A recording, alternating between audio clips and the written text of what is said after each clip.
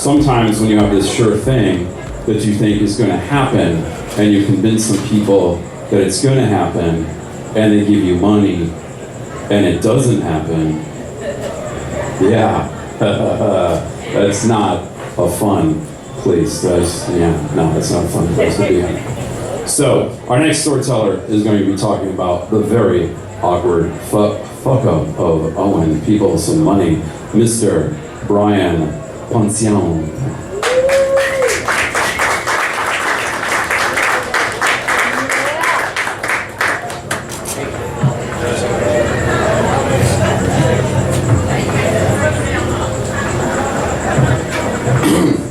How the fuck y'all doing tonight? Yeah, so I am on my side life. I'm a fucking open mic poet, so I'm very comfortable up here. That's actually how I met Leah. We met through open mic poetry, and I've been doing my business for a while. So anyway, fuck it, let's do this shit, right? Oh fuck, where I started already, motherfucker? Why didn't you fucking say something? Anyway, it's a pleasure to be out here. I truly thank every single one of you guys, and I thank Leah for the opportunity to ask me to be here. My name is Brayand. I'm with BP Industries. I also own Together We Grow Phoenix, which is a local nonprofit. I've been in real estate business for the last 10 years. I've been an entrepreneur for the last 10 years, and part of entrepreneurship is fucking up. It is what it is. So before I get into my fuck up, just real quickly, let me tell you a little bit about myself.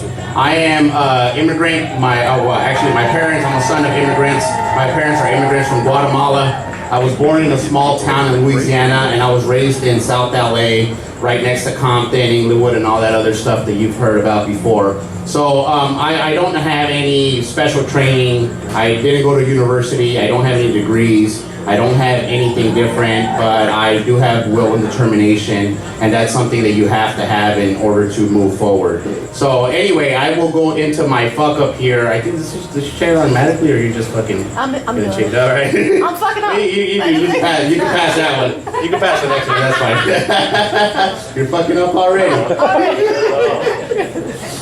So let me tell you about this problem over here, and then I'll explain that bottle of champagne. So I'm a real estate investor, as I said. I fix and flip houses just like that shit you guys see on TV, but I do that shit in real life. Not only do I fix and flipping houses, but currently I'm doing 15 houses at a time. This one right here, this was a story about the first house that I ever flipped and the problem that I got into while I was flipping. So I walked into this opportunity to flip a house, and I got borrowed some money, and I was doing a flip. As I was doing the flip, the process, for you guys that don't know, you don't make any money until you sell the fucking house. So there wasn't any money to be made the whole time that I was there fixing the house and putting it on the market. And eventually I ran out of money, so I needed to sell a property. In my business, we call that wholesaling, which is you take a property, you buy it, you sell it real quickly, whatever. Anyway, I came across an opportunity to buy a property that was a tax lien. And somebody said, hey man, we got this property, we need to get it sold right away. I got a title company that will take care of this, and we can take care of this on the other side. All you need to do is just bring me a buyer and we'll make it happen. As we were going, I talked to the title company, and they said, well, we have a problem. There's also a bankruptcy attached to that property. We're willing to secure the first part of the deal, but we're not willing to secure against the bankruptcy. So in order to make this happen, you're gonna have to borrow money. You're gonna have to buy the house first, and then you're gonna have to sell it through this other company that will insure the bankruptcy. So I actually ended up borrowing money from the same investor that let me borrow money to fix my first house. And I told her, I said, hey, I got this opportunity, I'm gonna make a quick 5-10 grand or whatever the fuck I was making at that deal. And I just said, I just need to borrow 50 grand real quick, and I'll have it back to you in 2 days. Well, come to find out, after I bought the house, the second company decided to back out and not insure against the bankruptcy.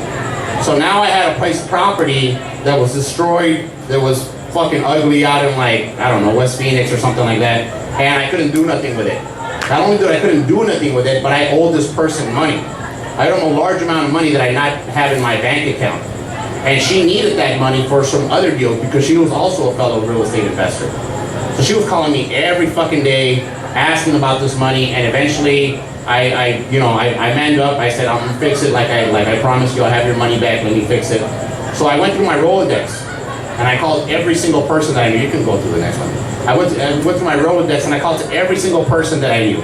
I talked to every single person, and every single person that was an investor, every single person that was a realtor, every single person that had anything to do with money. And I just said, how the fuck can I get out of this situation? How the fuck can I get this lady's money? I didn't even care if I made money at that point. I just wanted to get her money back because she needed it for something else, and she trusted me with her money. And eventually I went to Costco, and eventually I said, you know what? I've done everything that I can. I know that the universe is gonna find a solution for me, so I bought this bottle of Moet. And as you see right there, I have it sitting in my office, but before that, I had it sitting on my desk.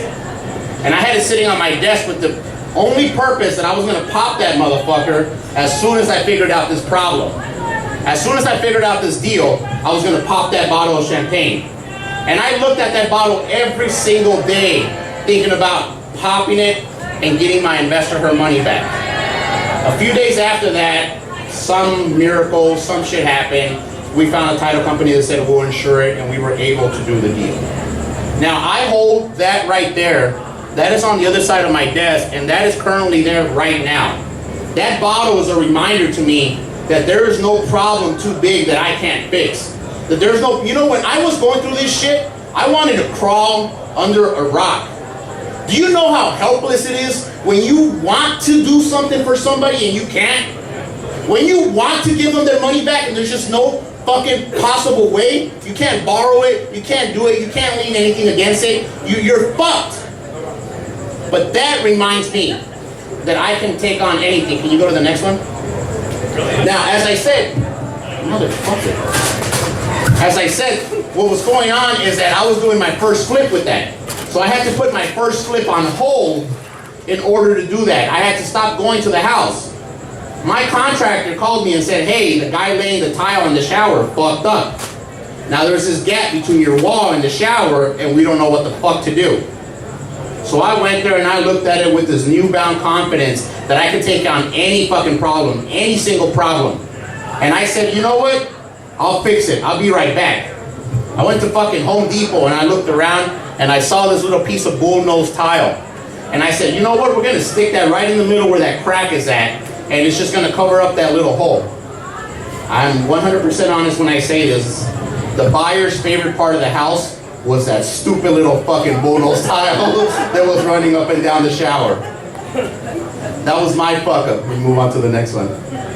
Because I was able to figure out the issues with tax liens, because I was able to figure out what to do when you have a bankruptcy, it allowed me, and it opened up so many doors. It opened up so many doors for public speaking. You can move to the next one. It opened up so many doors to partnering up with people. It opened up so many opportunities to be in the radio. I was in the radio, like 2 weeks ago. That day that I was on the radio, I woke up that morning not knowing that I was going to be on the radio.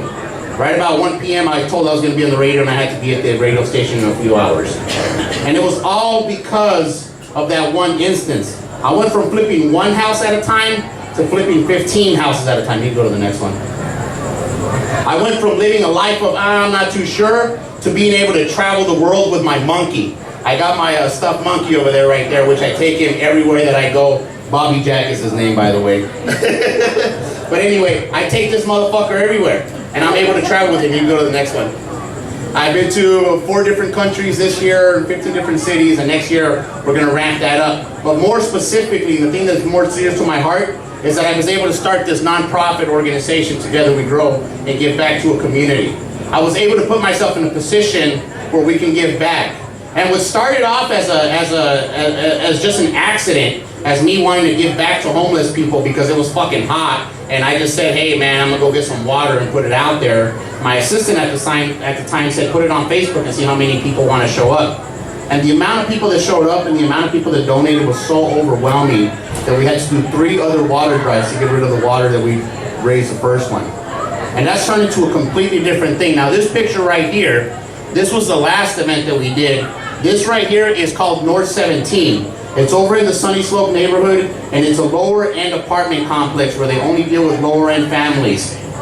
We had been doing work with them, and I said, you know what, I want to do something special for that community. I know there's a bunch of kids in that community. So I paid out of my pocket for this whole barbecue thing. We got bouncy houses, we got a face painter, we had a lady doing magic, we had snow cone machines, we had food coming out the ass, and we just did it for the people. And we had the biggest and best water balloon fight with the kids. And it was just amazing. We had 400 water balloons, a bunch of kids, we had bought them all, a bunch of water guns, as you can see right there, and we just let them go to town with each other. The next day I went to go back to pick up my grill, and the lady who runs that said, Brian, I just really, really want to thank you. Everybody in this complex has been talking about how wonderful yesterday was. And it's been a long time since somebody's done it. It's been 3.5 years since somebody's done anything for these children. So I've learned from my fuck-ups that if I can handle that situation, I can handle anything. And from that opportunity came a bunch of opportunities, specifically the opportunity to be able to give back to the community, because once you got it, it's your job to be able to give it back and reach a hand down too. So my name is Brayand Ponciano, that's the end of my time, and I hope you all have a great fucking night.